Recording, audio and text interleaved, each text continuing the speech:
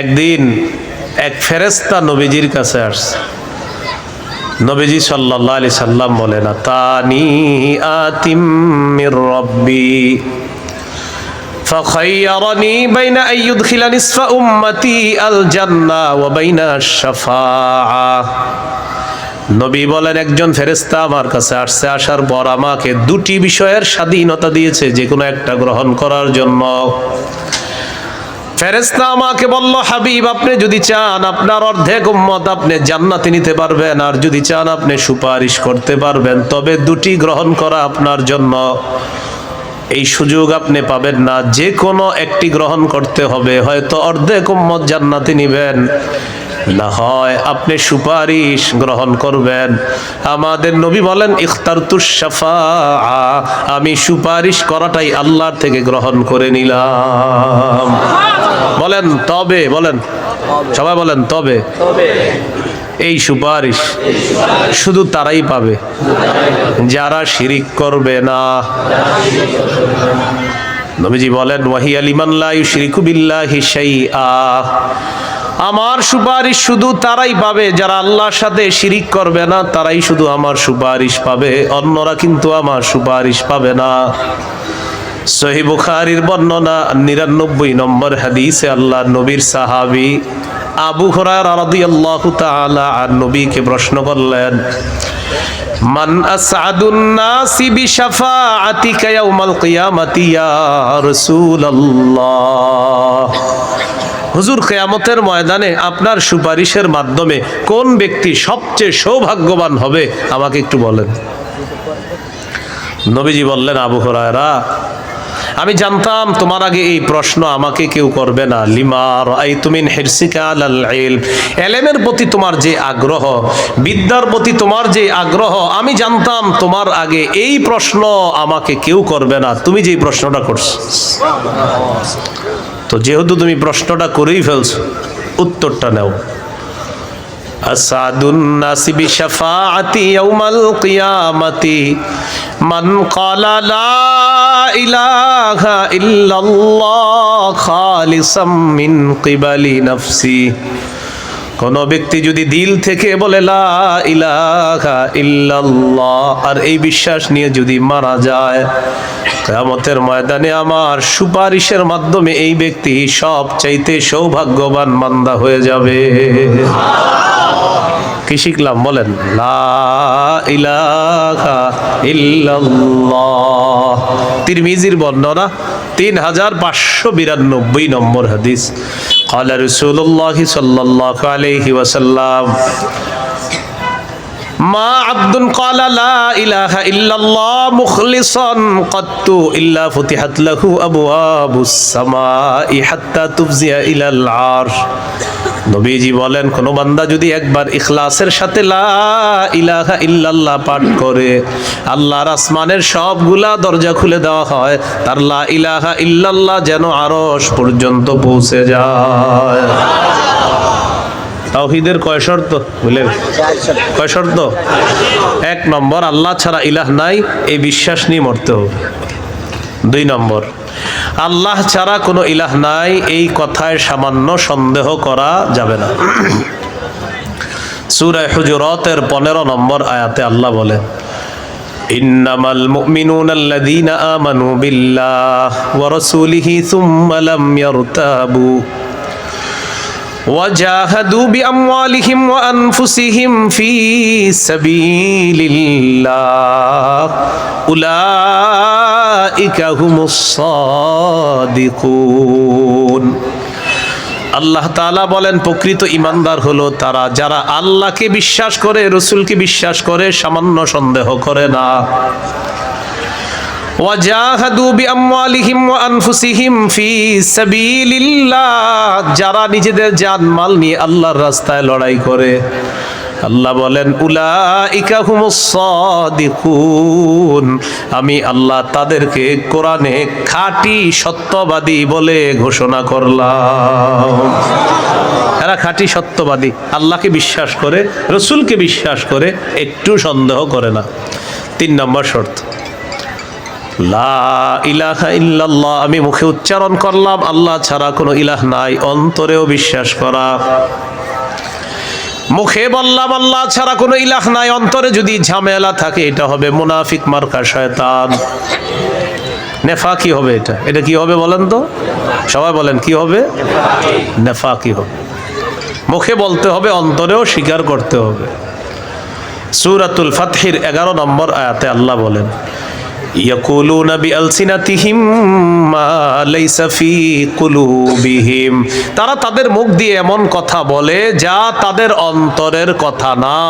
তাহলে বলেন তো তাওহীদের 3 নাম্বার শর্ত, মুখে বললাম একটা আর অন্তরে আরেকটা, শর্ত পূরণ হবে? মুখে যা বলবো অন্তরেও তা যদি হয়, এটা 3 নাম্বার শর্ত পূরণ হবে। অন্তরে যদি ঈমান সরিষার দানা পরিমাণও হয়, একদিন জান্নাতে যাবেন। সহিহ বুখারীর 44 নম্বর হাদিস, قال رسول الله صلى الله عليه وسلم يخرج من النار من قال لا إله إلا الله وفي قلبه وزن شعيرة من خير وفي قلبه وزن برة من خير وفي قلبه وزن ذرة من خير। নবীজি বলেন, কার অন্তরের মধ্যে যদি গম পরিমাণ, জব পরিমাণ, সরিষার দানা পরিমাণ ঈমান থাকে, গম পরিমাণ, জব পরিমাণ, সরিষার দানা পরিমাণ ঈমান, এই মানুষটা যদি বিভিন্ন অপরাধের কারণে জাহান্নামের সাজা ভোগ করতেও হয়, জাহান্নামের সাজা ভোগ করার পর আমি নবী বলে দিলাম একদিন জাহান্নাম থেকে বের হয়ে ওই সরিষা পরিমাণ ঈমানের কারণে আল্লাহর জান্নাতে প্রবেশ করবে। খাঁটি ঈমান, বিশুদ্ধ ঈমান, এটার মধ্যে কোনো ঝামেলা করা যাবে না। আল্লাহ কথাগুলা বোঝার তৌফিক দান করেন। 4 নাম্বার শর্ত, সবচেয়ে বেশি আল্লাহকে ভালোবাসা। বলেন কাকে ভালোবাসা? সবাই আমার সাথে বলেন, সাধারণত বলেন। আমরা 8টি জিনিসকে বেশি ভালোবাসি। 8 জিনিসের প্রতি আমাদের মহব্বত খুব বেশি। এই 8 জিনিসের চাইতেও আল্লাহকে, রসুলকে বেশি ভালোবাসতে হবে। কয় জিনিসের প্রতি টান আছে বেশি? 8 জিনিসের কথা আল্লাহ বলছে সূরা তাওবা 24 নম্বর আয়াত। আমি প্রথম আয়াতটা পড়ি, এরপর অনুবাদ করব, আমরা সবাই গণব। আল্লাহ তাআলা বলেন, কুল ইন কানা আবাউকুম ওয়া আবনাউকুম ওয়া ইখওয়ানুকুম ওয়া আজওয়াজুকুম ওয়া আশীরাতুকুম ওয়া আমওয়ালুন ইকতারাফতুমুহা ওয়া তিজারাতুন তাখশাউনা কাসাদাহা ওয়া মাসাকিনু তারদাউনাহা আহাব্বা ইলাইকুম মিনাল্লাহি ওয়া রাসূলিহি ওয়া জিহাদিন ফি সাবিলিহি ফাতারাব্বাসু হাত্তা ইয়াতিয়াল্লাহু বিআমরি। কত?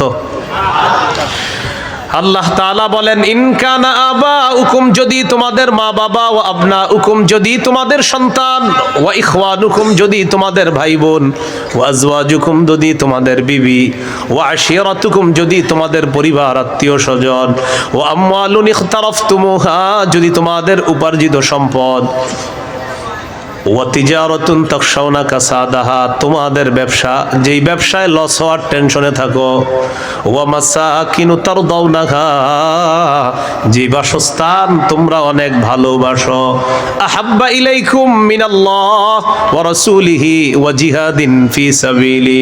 আল্লাহ তাআলা বলেন, এই 8টা জিনিস যদি আল্লাহ এবং তার রাসূল আর জিহাদের চাইতে তোমাদের কাছে বেশি প্রিয় হয়, ফাতারাব্বাসু, অপেক্ষা করো, হাত্তা ইয়াতি আল্লাহু বিআমরি, আল্লাহ তাআলা গজব নিয়ে আসার অপেক্ষা করো। বলি নাউজুবিল্লাহ।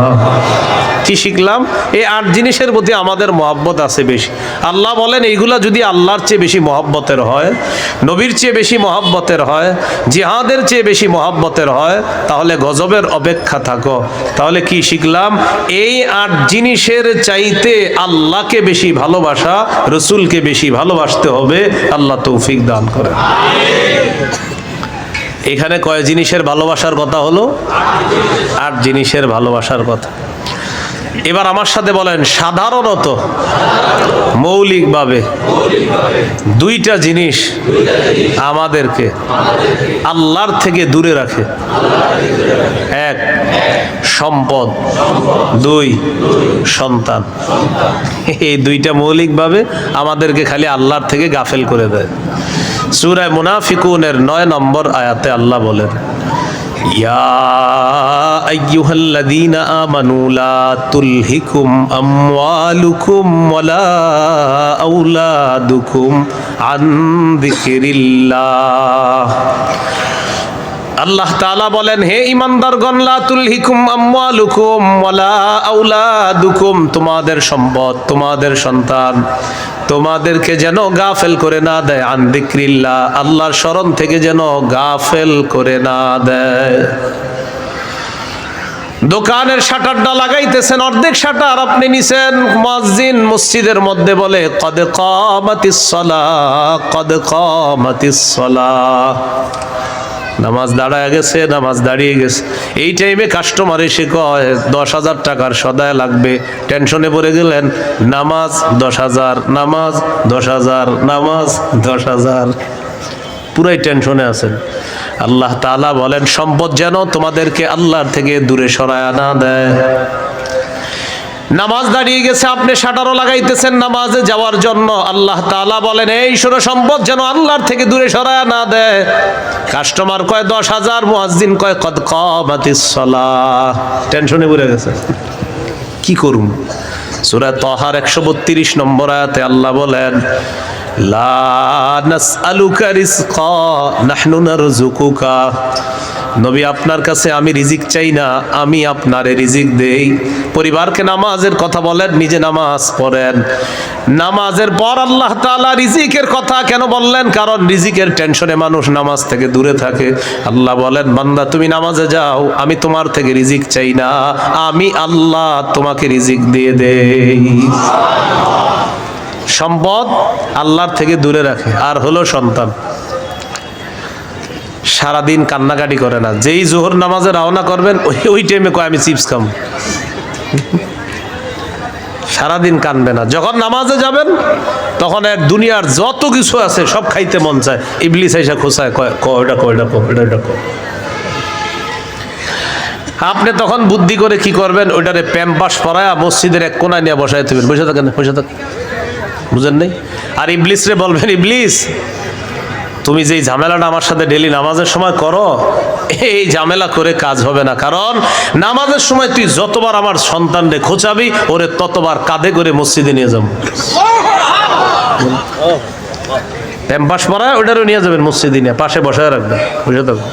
তো ইবলিস বুঝে ফেলবে, না এই রে খোঁচায় লাভ না, এরে খোঁচাইলে দেখি সন্তানও নামাজি বানায় ফেলবে। সম্পদ, সন্তান আল্লাহর থেকে আমাদেরকে দূরে রাখে। প্রিয় ভাইয়েরা, এই দুই জিনিস যেন আমাদের মধ্যে এত মহব্বত গালেব না হয় যে এই দুই জিনিস এত পরিমাণ মহব্বত করতে গেলাম, আল্লাহকে ভুলে গেলাম, রসুলকে ভুলে গেলাম, আখেরাত ভুলে গেলাম, এমনটা যেন না হয়। সম্পদ ভালোবাসি, সন্তান ভালোবাসি, মা ভালোবাসি, বাবা ভালোবাসি, ঠিক, কিন্তু এর চেয়ে বেশি ভালোবাসি আল্লাহকে। এই হলো আল্লাহকে সবচেয়ে, তাওহীদের কয় শর্ত? 4 নাম্বার। সবচেয়ে বেশি কাকে ভালোবাসা?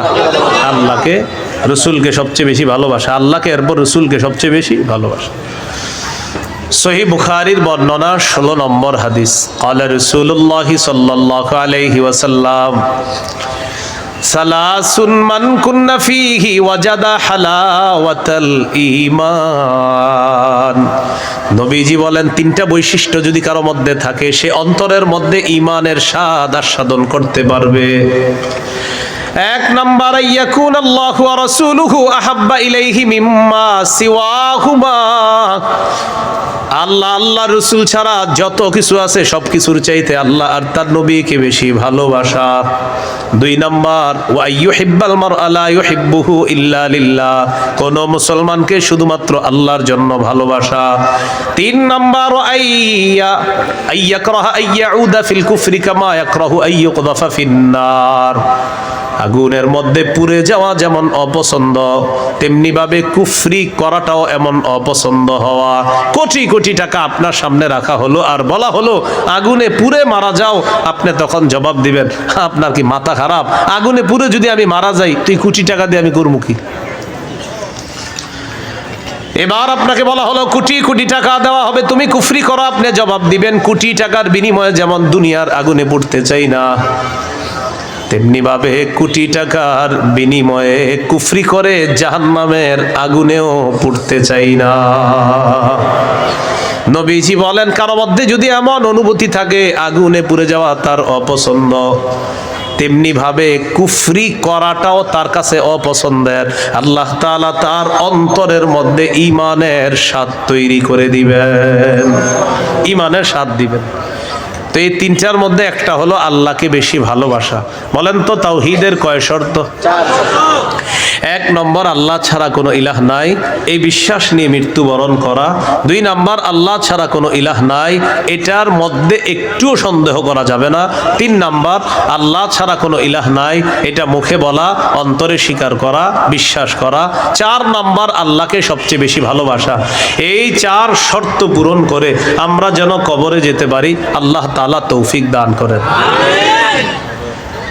এরপরে আল্লাহ বলেন ওয়াল্লাহু সামিউন আলিম, আল্লাহ সর্বশ্রোতা সর্বজ্ঞানী।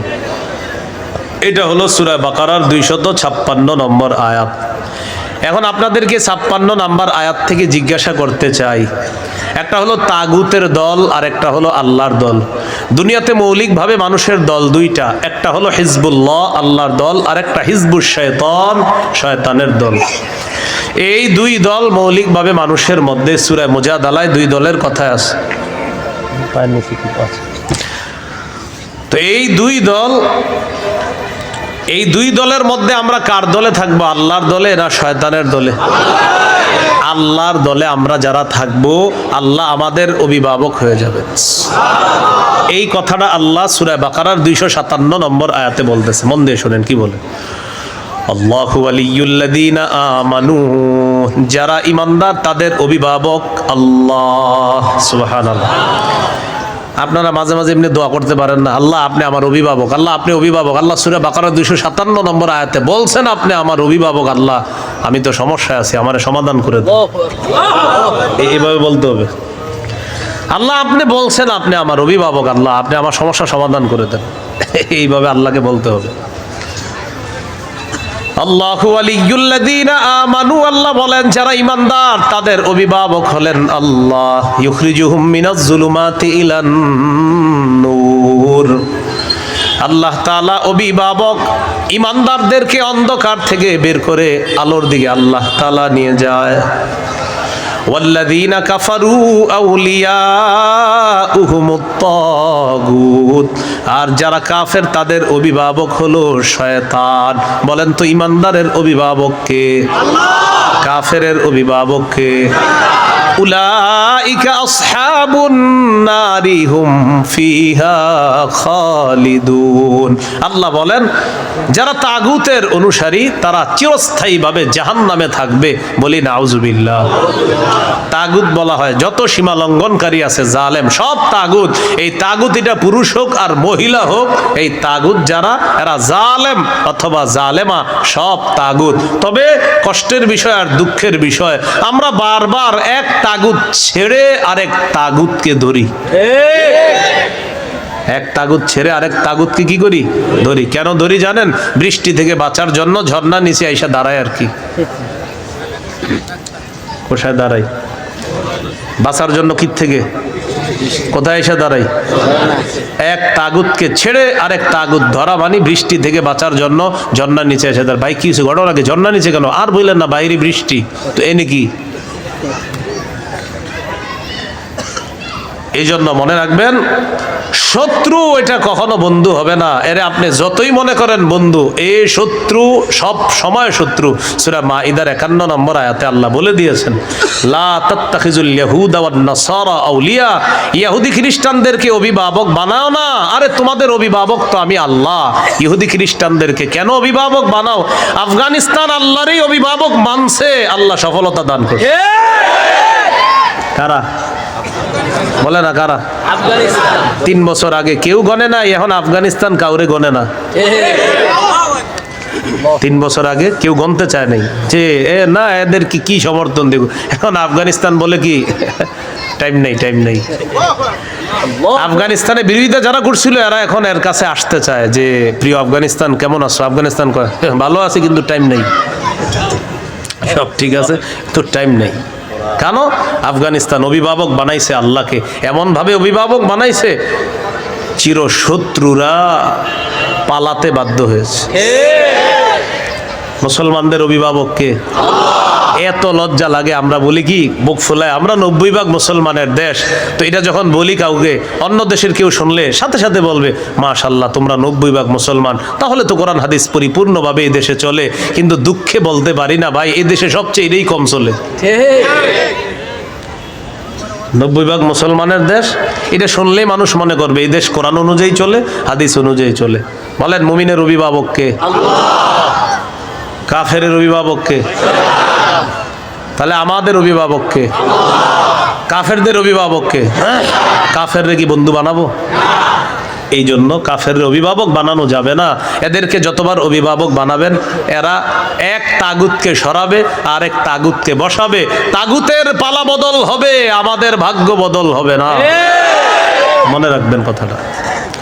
বুঝে ঠিক হইতেছেন নি? আচ্ছা, এবার আল্লাহ তাআলা কি বলে দেখেন।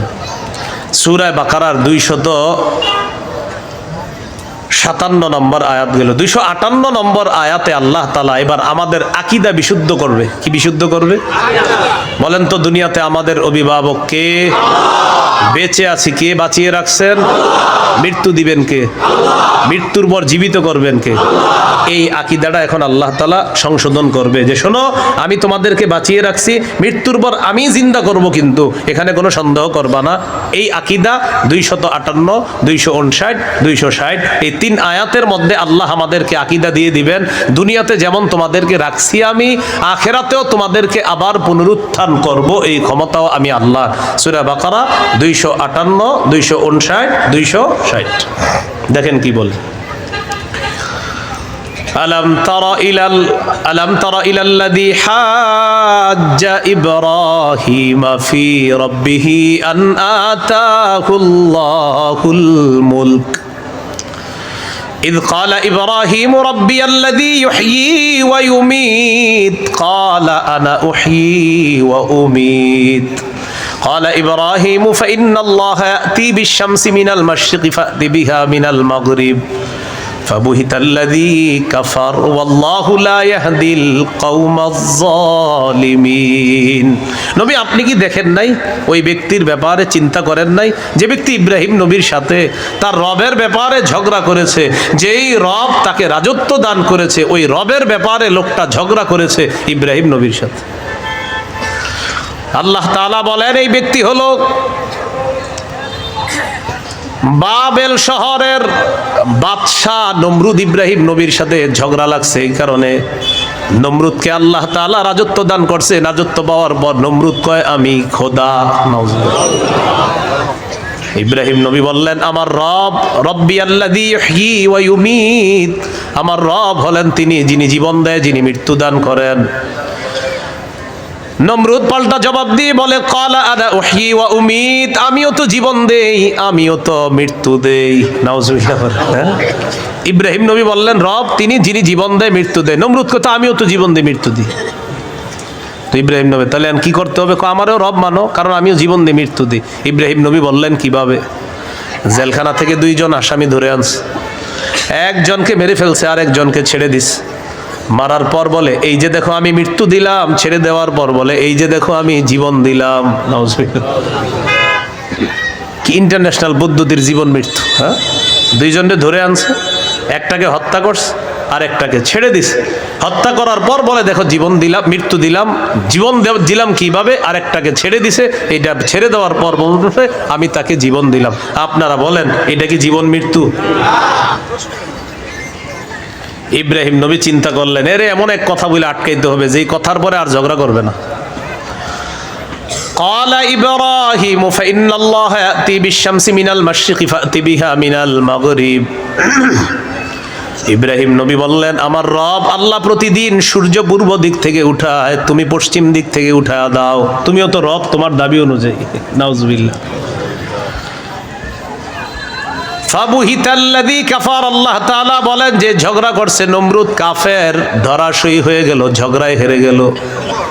মুফাসসিরিনে কেরাম বলেন নমরুদ পাল্টা বলতে পারতো, ইব্রাহিম আমি সূর্য পশ্চিম দিক থেকে উঠাতে পারবো না, তোমার রব আল্লাহ প্রতিদিন পূর্ব দিক থেকে সূর্য উঠায়, আমি তো পারবো না। তুমি তোমার রব আল্লাহকে বলো সূর্যটা যেন পশ্চিম দিক থেকে উঠায় দেখা দেয়। মুফাসসিরিনে কেরাম বলেন নমরুদ বুঝে শুনেই পাল্টা চ্যালেঞ্জ দেয় নাই। কেন দেয় নাই? নমরুদ কিন্তু চ্যালেঞ্জ দিতে পারতো পাল্টা, ইব্রাহিম তুমি আমারে বললা আমি যেন সূর্য পশ্চিম দিক থেকে উঠাই, তোমার রব যেহেতু পূর্ব দিক থেকে উঠায়, তো পাল্টা প্রশ্ন করতে পারতো নমরুদ, ইব্রাহিম আমি তো পারলাম না, তোমার রব আল্লাহকে বলো আল্লাহ যেন সূর্যটা পশ্চিম দিক থেকে উঠায় দেখায়। মুফাসসিরিনে কেরাম বলে নমরুদ এটা বুঝে শুনেই পাল্টা প্রশ্ন করে নাই, কারণ নমরুদ জানে এই প্রশ্ন করলে ইব্রাহিম চ্যালেঞ্জ গ্রহণ করবে, আল্লাহকে বলবে আল্লাহ সাথে সাথে সূর্য পশ্চিম দিক থেকে উঠায় দেখায় দিবে। আর এটা যদি করে ফেলে নমরুদের দল ছোট হয়ে যাবে, হালকা হয়ে যাবে। এই জন্য নমরুদ আর পাল্টা চ্যালেঞ্জ নেয় নাই। বলেন তো নমরুদকে রাজত্ব দিয়েছিল কে? দেওয়ার পর বলে আমি খোদা। কি বলে? আমি খোদা। এই জন্য প্রিয় ভাইয়ারা, সামনের দিকে যাদেরকে আমরা শাসন ক্ষমতায় বসাবো, যাদেরকে আমরা দায়িত্ব দিব, বুঝে শুনে দায়িত্ব দিতে হবে। কি শুনে? বলেন আমার সাথে, প্রতিদিন 2 রাকাত অতিরিক্ত নফল নামাজ পড়ব, পড়ার পর 3টা দোয়া করব। 1 নাম্বার আল্লাহ, বলেন আল্লাহ কিয়ামতের আগে বাংলাদেশে আর কোন নারী প্রধান চাই না।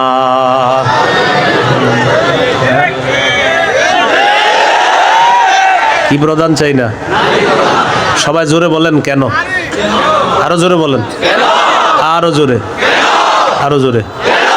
قال رسول الله صلى الله عليه وسلم لا يفلح قوم ولوا امرهم امرأتان। নবীজি বলেন ওই জাতি কিছুতেই কখনোই সফল হবে না যেই জাতি তাদের নেতৃত্বে কোনো নারীকে বসায় দেয়।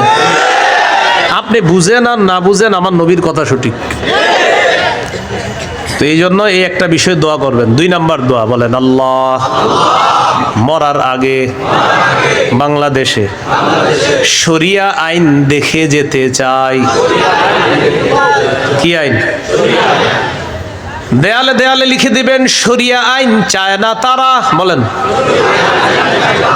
কোন না কোন অপরাধে অপরাধী যারা, বলেন আমার সাথে, শরিয়া আইন চায় না তারা, কোন না কোন অপরাধে অপরাধী যারা। চোর শরিয়া আইন চাইবে না, হাত কাটা যাবে। ধর্ষক শরিয়া আইন চাইবে না, তাকে পাথর মেরে হত্যা করা হবে, তার উপর ইসলামের শাস্তি প্রয়োগ করা হবে। এই জন্য ধর্ষক চাইবে না, চোর চাইবে না। আমাদের দেশে যদি আসলে শরিয়া আইন চালু হয়, বিগত দিনের শুধু চুরির বিচার করতে করতে সুপ্রিম কোর্ট হাইকোর্টের বিচারপতিরা ক্লান্ত হয়ে যাবে। শুধু চুরির বিচার হইলে, কিসের বিচার? এটা 2 নাম্বার দোয়া করবেন। 3 নাম্বার দোয়া, বলেন আল্লাহ আমাদের দেশে এমন একজন শাসক দিয়ে দেন যেই শাসক মৌলিক 4টি কাজ করবে। 1 নাম্বার নামাজ কায়েম করবে, 2 নাম্বার যাকাত প্রতিষ্ঠিত করবে, 3 নাম্বার সৎ কাজের আদেশ করবে, 4 নাম্বার অসৎ কাজের নিষেধ করবে। সবাই বলেন দলিল, বলেন দলিল। সূরা হজ 41 নম্বর আয়াত। কোন সূরা? কত নম্বর আয়াত? এই আয়াতে আল্লাহ বলেন আল্লাযীনা ইম্মাক্কান্নাহুম ফিল আরদি আকামুস সালাহ ওয়া আতাউয যাকাতা ওয়া আমারু বিল মারুফি ওয়া নাহাউ আনিল মুনকার। আল্লাহ তাআলা বলেন আমি যাদেরকে দুনিয়ার শাসন ক্ষমতায় বসাই তাদের মৌলিক কাজ হবে 4টা। 1 নাম্বার আকামুস সালাহ, তারা রাষ্ট্রীয়ভাবে নামাজ কায়েম করতে হবে। রাষ্ট্রের প্রত্যেকটা নাগরিক যেন নামাজ পড়ে এই দায়িত্ব পালন করতে হবে। 2 নাম্বার ওয়া আতাউজ যাকাত, যাকাতের বিধান রাষ্ট্রীয়ভাবে চালু করতে হবে। আমাদের দেশে যদি রাষ্ট্রীয়ভাবে যাকাতের বিধান চালু হয়ে যায় আর সব ধনীরা যদি 1 বছর যাকাত আদায় করে, কয় বছর? ওই বছর সুদ বলবে যাকাত তুমি ভালো থেকো, আমি সুদ বিদায় নেই। কয় বছর?